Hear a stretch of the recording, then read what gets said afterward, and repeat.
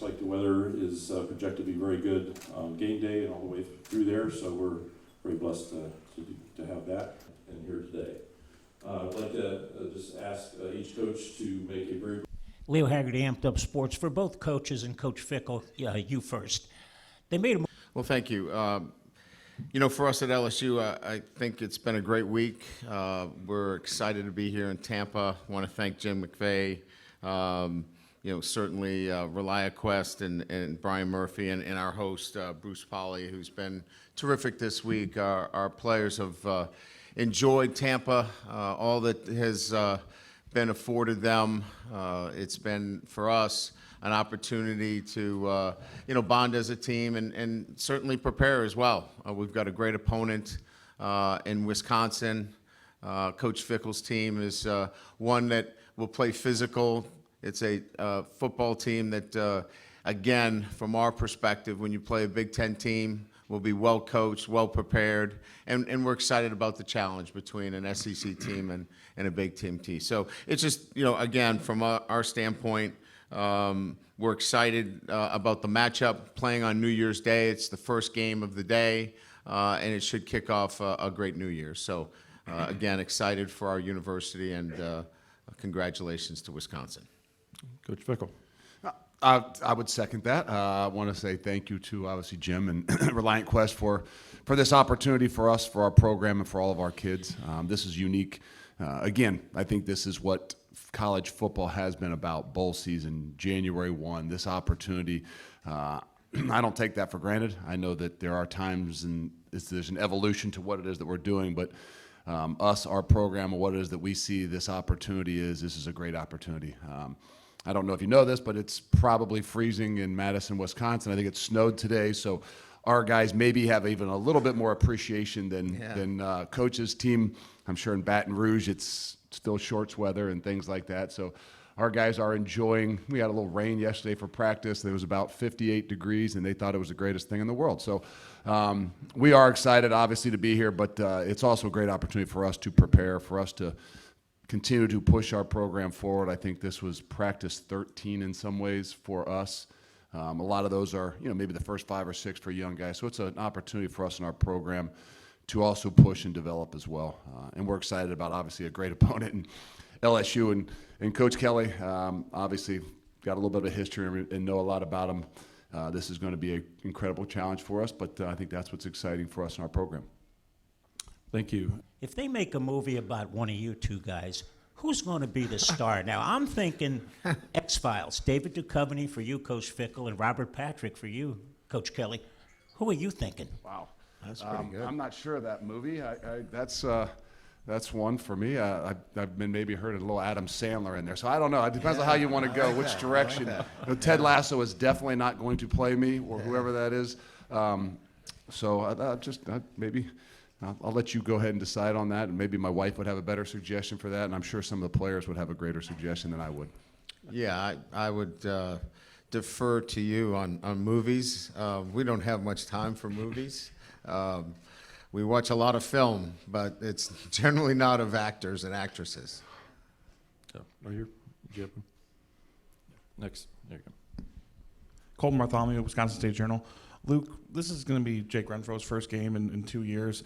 You've been around him for a lot of that time. What have you seen him kind of go through battling these injuries and continuing to push and get himself to this position? For everybody who doesn't know, Jake is a center.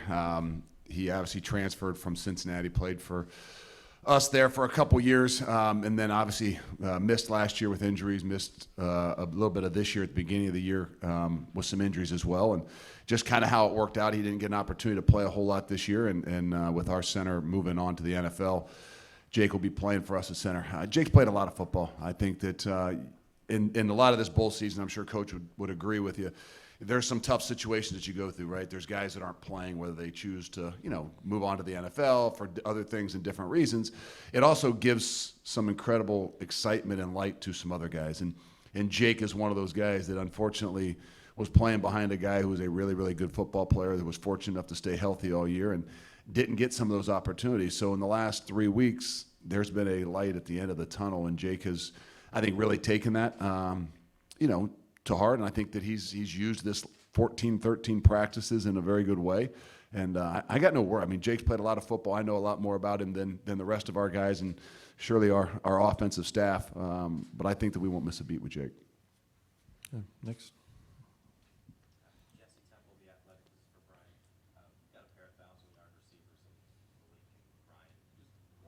Perspective on what makes them stand out and why are they such a challenge for opposing defenses other than the fact they're very talented? Well, each one brings a different element to the game. Malik's ability to run after the catch is extraordinary. He's a physical player, makes people miss, but breaks tackles, and a ferocious competitor. Brian, his ball skills down the field, his size obviously makes him a difficult one-on-one matchup. Playing him to the field obviously gives him a lot of opportunities to, obviously get down the field. And he had a quarterback who got him the football. So when you make that equation work, many of the times those guys came up big, made big plays and big catches, and we got them the football. So a little bit different in a sense of what they can do, but both as good as I've had in my 30-plus years. Well, Snowden from The Advocate for Brian. With Joe and Cortez having that shared co-offensive coordinator title in this game, kind of what are they both responsible for in the terms of getting ready for this, and which one's actually going to be calling plays on game day? Yeah, I think that what's really most important internally is the organization of the offense, because a lot of that is already in place and has been in place for the last, 4 or 5 months.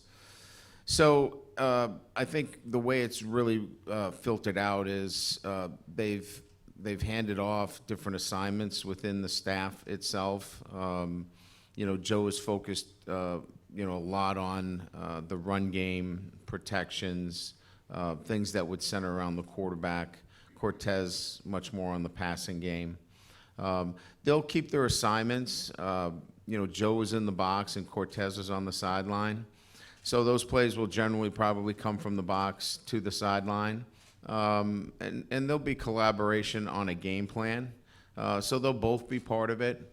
But again, I think from a communication standpoint, it'll come down from the press box and then into the game. And I'll get a chance to listen and make sure it's the way I want it to go. Seth Lewis, WWL TV in New Orleans. For Brian, Logan Diggs is someone who obviously dealt with injuries late in the season. How big of a role do you expect for him to have in this game, and how important is it for him to be out here with the team for this game? Yeah, I think it's very important.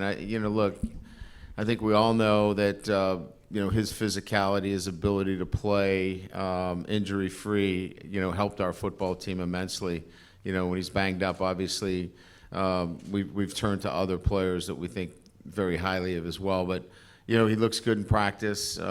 He's got a great attitude, and we expect him to be the kind of player he's been when healthy for us. So we're really fortunate that we've got, I think, 20 out of the 21 players playing in this game, and that allows these guys to go out and finish, on a high note. So it should be fun to watch them play.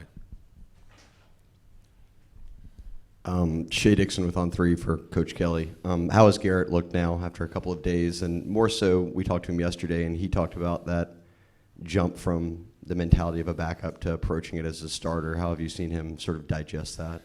Yeah, I think it's different. When you go from being the backup to the starter, everything's a little bit faster. There's, I think a little bit more of a need to communicate and take the reins. When you're a backup, you can kind of, muddle your way through it a little bit, fake your way through it. There's no faking now. You're running it. And, those guys want the ball, too. You better get them the ball. They're not out there just for show. So he's got a lot of pressure on him. But that's why he's here. He loves the bright lights. He kind of rises to that kind of occasion. So he walks around the building a little bit differently, there's no doubt. But he hasn't played, and so the game is different than practice. So he's preparing, and when it's live, and Wisconsin's got a great scheme. They do a lot of really good things defensively, and he'll be challenged, so it'll be fun to watch him play on Monday. Raise your hand if you need a question. Right in the back. There's one in the back as well.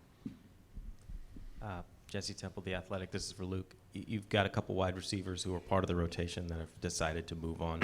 Just for this game, what do you hope to see out of that group, and how much do you think it can be a bit of a springboard for guys who are going to be coming back and fulfilling big roles? We talked about that with Jake Renfro. I mean, there's some guys that there's, a little bit of a light at the end of the tunnel. I think there's a different bounce in their step. And to be honest with you, I mean, they're the guys that are with us that down the stretch were in particular the guys that I think had a greater role anyway. And so it's just a thinner group. I think, in some ways that's better for those guys, right? They don't have to roll as much. They get more of an opportunity to get in the flow of the game. Where you were playing maybe 8 guys or 7 guys at that spot, now you're probably going to play 5 or 6. And I think all in all, it gives those guys a greater opportunity to get in the flow of the game. You're at the end of the season, you've got a condition to you. Like, I don't think it's going to be one of those things where, hey, we got to sub a guy based on his condition or how many times he's gone.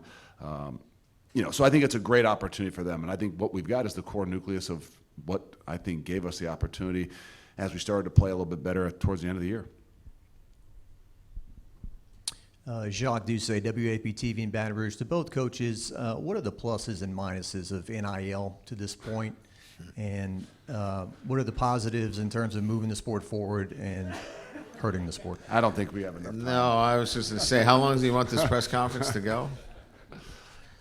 Go ahead, Coach. You can. Well, have all that in you its like. purest form, you would ask any coach, and in its purest form, NIL is great. The problem is, when you add other things to it, it becomes a different animal. And when you add transfer portal and inducements and agents and other things, NIL then becomes, in some instances, pay for play, and that's not what it was intended. And when it becomes pay for play, it changes the equation, and it changes recruiting. It changes your roster. It changes the way kids go from being committed and having responsibilities to what's mine and when can I get it, and that's not what this was intended to be. So NIL in its purest form, I don't know there's a coach that wouldn't stand on this table and say that's a great thing. It's all the other add-ons that have made this thing so difficult and slippery to handle. Yeah, without any structure, I think anything is a problem. And to me, where we are right now, a bit in college sports and college football in particular, is I'm not sure what the structure is. Do we have a governing, but do we have any rules that are actually that apply? And so you can call it NIL, you can call it whatever. The real, I think, issue is where are the structure, what are the rules behind what it is that we're doing? Because like Coach said, nobody would deny a guy an opportunity to, use his name, image, and likeness. It's just the structure that we are lacking in a lot of the things give a lot of flexibility, things like that. And I think that's what makes it difficult for us as coaches, but I think it also makes it difficult on the 18 to 22-year-olds. I mean, to be able to stay focused and to figure out what it is that you really want to do and how you want to do it. There's a lot of options out there that I think it make it much more difficult on them and their families. Yeah. Listen, Alexander from The Advocate. For Brian, Zalance Hurd didn't travel with y'all down here. Do you expect to be getting him back at some point? Yeah, I think we're going to have those conversations. I think he's looking at his role at LSU, evaluating it. There's been some conversations. So we're taking some time. We'll re-engage and have some more conversations after the game. But I think it's a good time right now for us just to focus on those guys that are with us right now, and then we'll pick up the conversations with him and his family after the ball game.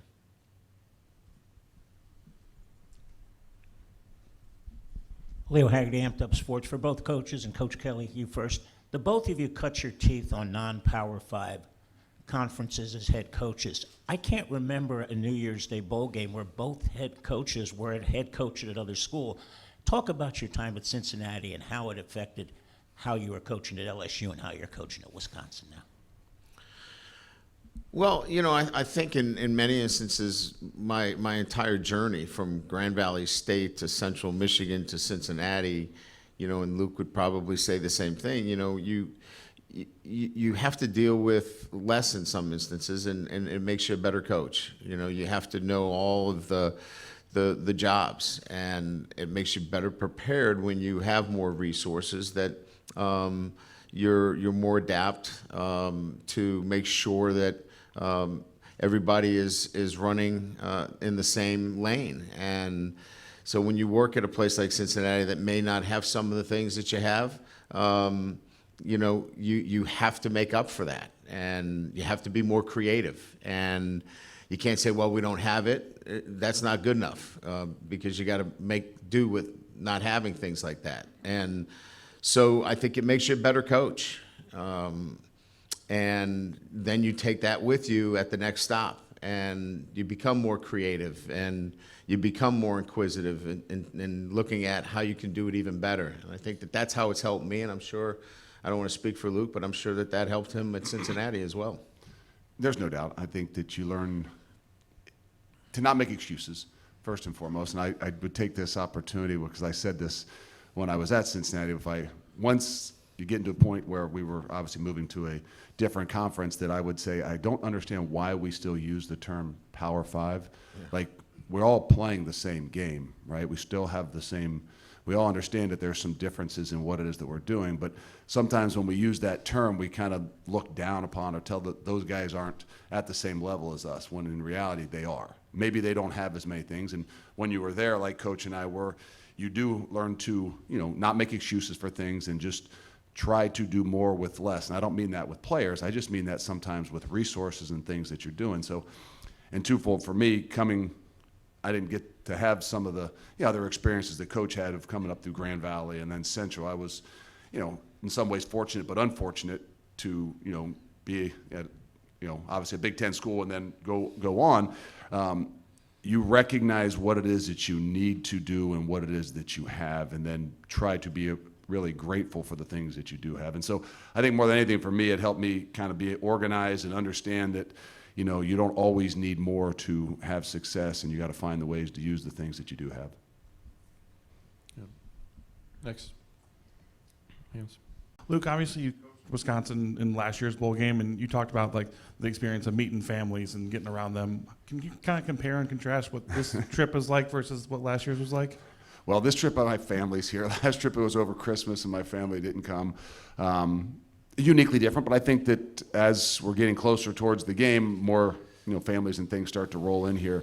So there'll be obviously a little bit more activity with that. Right now, it's been a lot different in the ways of just focusing more so on the game. Last year, it was a much different perspective and what it is I was trying to do and learn in the process, and now it's so much different in how you are going to progress your program and looking at this is not just an opportunity to play obviously an incredible game and an incredible opponent, but also at where you're headed and the things that you're doing in months this time. Because as Coach will tell you, that the evolution of what we're doing, this isn't just about playing in a bowl game. There's so many other things going on within your program, within your own guys, that this is a really, really critical time in all that we're doing, whether it's some of those families, the guys within your own program, or even what's going on right now in recruiting.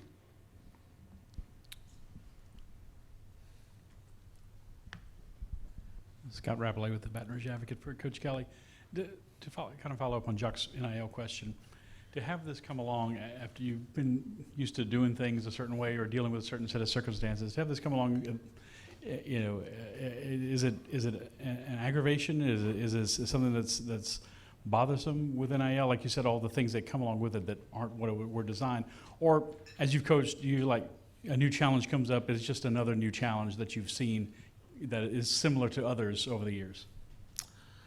I think it's, improvise, adapt. We're putting the plane together at 35,000 feet. There's no rules. And so you're trying to, figure this thing out as you go. I think there's just a lot of things that we're trying to do that make sense, that still keep the student athlete at the center of this. And look, we're parents as well, right? So we try to keep an eye on, how would we want our sons to handle these situations, and how would we want them to learn from them?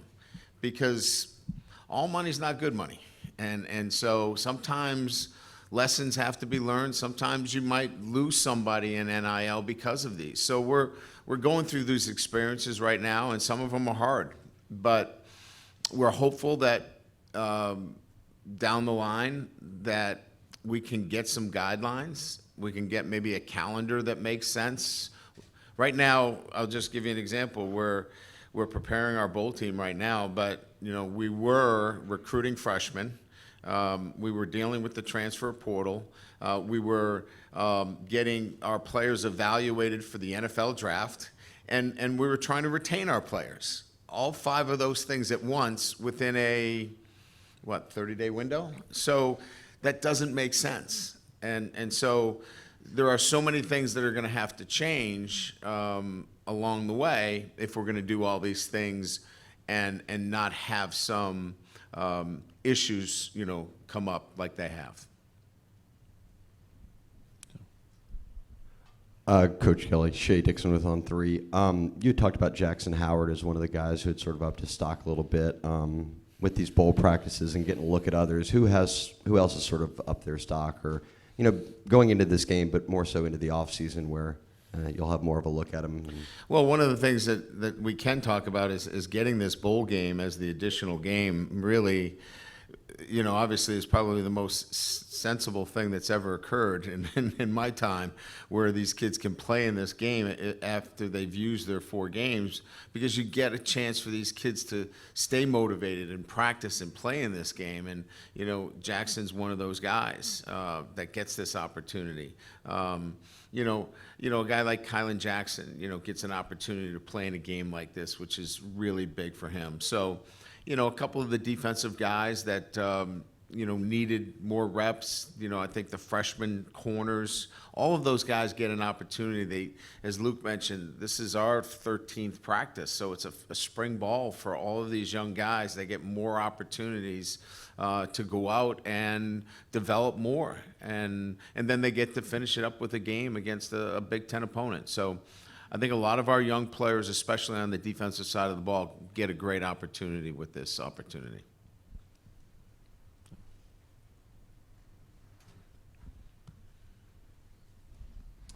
Joey Johnston with the ReliaQuest Bowl.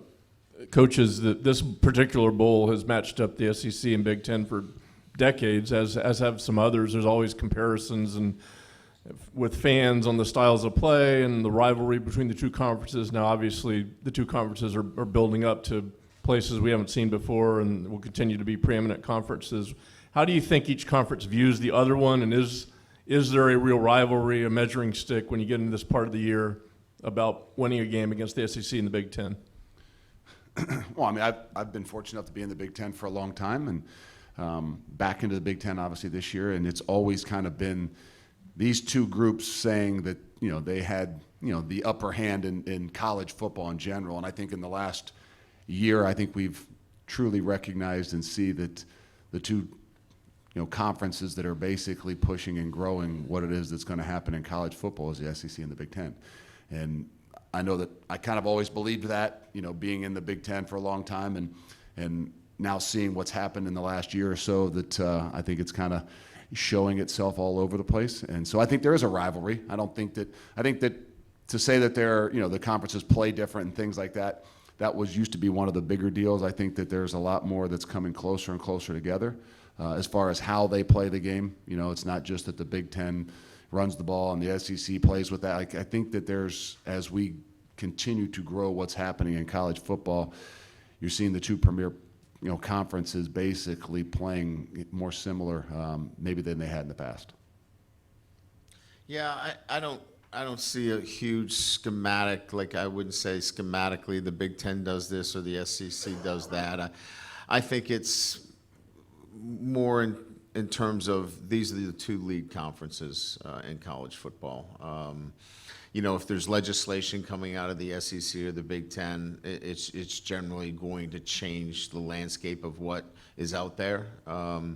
If we're aligned together, the SEC and the Big Ten, you're generally going to see movement.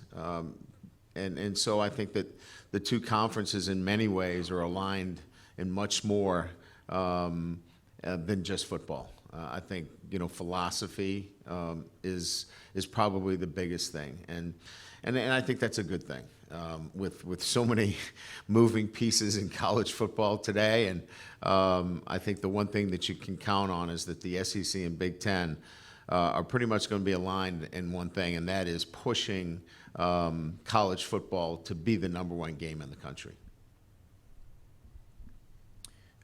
Coach Kelly, a player like Deshaun Womack, who has done some things at times, but obviously has to be a more complete player. What about him in a game like this? He's obviously excited to play after we talked to him yesterday. Yes, again, another true freshman that'll get an opportunity to play quite a bit. Development is an interesting, word, right? You develop at different times throughout the year, and then, it's time to come out of the oven, right? You keep him in there for so long, and then it's time to play. We feel like it's time for him to play, and so, we're going to put him in a position where we think he can help us. He's done a really good job this year of maturing. I think a lot of it was his maturation. That was the first time that he was put in front of the media, and that was not by accident. So, we do things here pretty intentional, and so we think he's ready. So it'll be fun to watch him play. Coach Peter Blake of the Sports Web, how much of a challenge is it to prepare without Jaden Daniels? What has he meant to your team? And furthermore, what would you tell a general manager that separates him from any other quarterback in this upcoming draft? Well, I'd love to play with Jaden Daniels on my team. Who wouldn't? He's fun to watch. Obviously we feel really good about Garrett Nussmeier as our number 2, and obviously he's going to be. He's got the keys to the car, going forward in 24. So, the offense, he knows it well. He'll be able to do the things that we need to do offensively, run it, throw it, do the things that are necessary to be a championship football team. Having said that, Daniels is, clearly, in my opinion, the best quarterback in the country. He has developed the ability to push the ball down the field like no one that I've coached. His quarterback savvy, his ability to manage all protections. He calls everything at the line of scrimmage, gets us in the right plays. He's going to walk into the building and he's going to command the respect of a building. And look, these are professionals. You can't walk in there and not command the respect of a building, and that's what he'll do. And I think certainly his play showed itself on film, but what they don't know about him is that he's a leader and he'll command the respect of the entire room. Thank you. Just a couple more questions, sir. Listening with the advocate. Brian, just a real quick today. Yeah, he's just had the flu, and we just kept him back at the hotel. It just felt like it was best to give him a day off and get him healthy.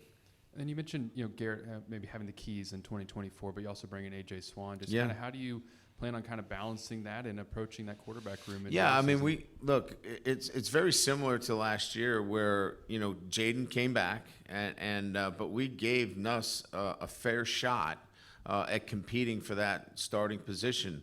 And Nuss pushed him, but Jaden was better. And we'll have the same situation where, AJ will have a chance to take that job from him. It is not a closed position, and we were transparent with him. And Nuss knows that too.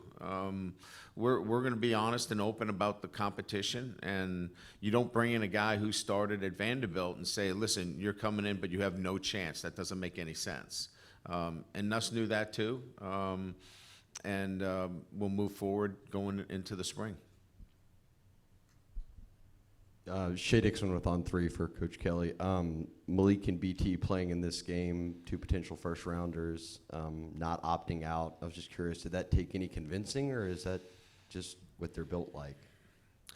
It's 90% what they're built like, and 10%, they love to play football. They love their teammates. They love playing football. And, you know, look, everybody plays this game, and I think the core of it is you got to love to play. You can't be playing for other reasons. And if you love to play this game and you love it for the old-fashioned reasons of, I love my teammates, I love playing, you know, for LSU, then you're going to have guys playing these games. These 2 in particular, also in Malik's case, he's got some things that he wants to individually accomplish too, and that's okay. You know, that's okay, because he starts with the premise of, I want to play with my teammates and finish this out, and I love to play football.